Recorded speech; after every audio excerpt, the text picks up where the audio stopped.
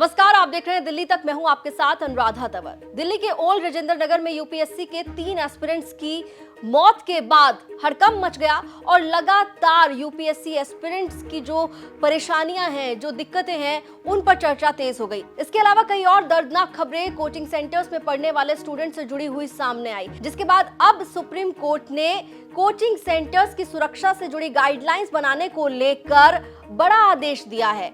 Supreme court ने स्वतः संज्ञान लेते हुए अब इस मामले को लेकर केंद्र सरकार और दिल्ली सरकार को नोटिस इशू किया है। इतना ही नहीं, सर्वोच्च न्यायालय ने सुनवाई के दौरान कोचिंग सेंटर्स को डेथ चैम्बर तक कहा है। तो क्या कुछ हुआ है सुनवाई के दौरान, वो आपको बताते हैं। जस्टिस सूर्यकांत और जस्टिस उज्जवल भुइयां ने दिल्ली के कोचिंग सेंटर्स को डेथ चैम्बर बताया है। साथ ही कोर्ट ने याचिकाकर्ता कोचिंग सेंटर फेडरेशन पर 1 लाख रुपए का जुर्माना भी लगाया है। दिल्ली के राजेंद्र नगर में कोचिंग सेंटर में यूपीएससी के छात्रों की मौत के बाद अब सुप्रीम कोर्ट ने दिल्ली के कोचिंग सेंटर्स की सुरक्षा को लेकर स्वतः संज्ञान लेकर भारत सरकार और दिल्ली सरकार को नोटिस इशू किया। सुप्रीम कोर्ट ने सुनवाई के दौरान कहा कि कोचिंग सेंटर्स बच्चों की जिंदगी से खेल रहे हैं, कोचिंग सेंटर डेथ चैम्बर बन गए हैं। सुप्रीम कोर्ट ने केंद्र सरकार और दिल्ली के चीफ सेक्रेटरी को नोटिस जारी कर पूछा है कि कोचिंग सेंटर्स में क्या सेफ्टी के नियम लागू किए गए हैं।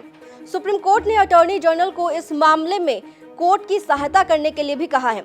सुप्रीम कोर्ट ने कहा है कि हमारा ये सोचना है कि अगर कोचिंग सेंटर्स सेफ्टी नॉर्म को पूरी नहीं करते तो इनको ऑनलाइन मोड में कर दिया जाना चाहिए, लेकिन फिलहाल हम ये नहीं कर रहे हैं। दिल्ली हाई कोर्ट के आदेश को चुनौती देने वाली याचिका पर सुप्रीम कोर्ट ने कोचिंग सेंटर फेडरेशन के अध्यक्ष, सचिव और कोषाध्यक्ष पर 1 लाख रुपए का जुर्माना लगाया है।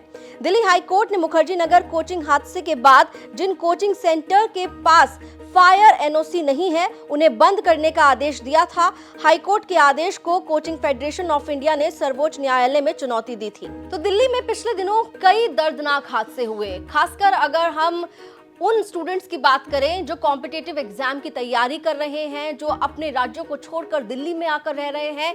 कई ऐसे दर्दनाक हादसे सामने आए जिसके बाद सवाल खड़े हो गए, कोचिंग संस्थानों में किस तरह की सिक्योरिटी है, क्या वो गाइडलाइंस मानते हैं, नहीं मानते हैं, सरकार की ओर से उनके लिए क्या नियम कानून बनाए गए हैं। तमाम चर्चा तेज हो गई। लेकिन अब जब सर्वोच्च न्यायालय ने स्वतः इस मामले पर संज्ञान लिया है, तो उसके बाद उनकी ओर से, यानी कि सर्वोच्च न्यायालय की ओर से भारत सरकार और दिल्ली सरकार को नोटिस इशू किया गया है और कोचिंग सेंटर्स की सुरक्षा की गाइडलाइन बनाने के लिए आदेश दिया गया है। फिलहाल अब इस मामले पर आने वाले वक्त में क्या कुछ होता है वो आप देख पाएंगे दिल्ली तक पर।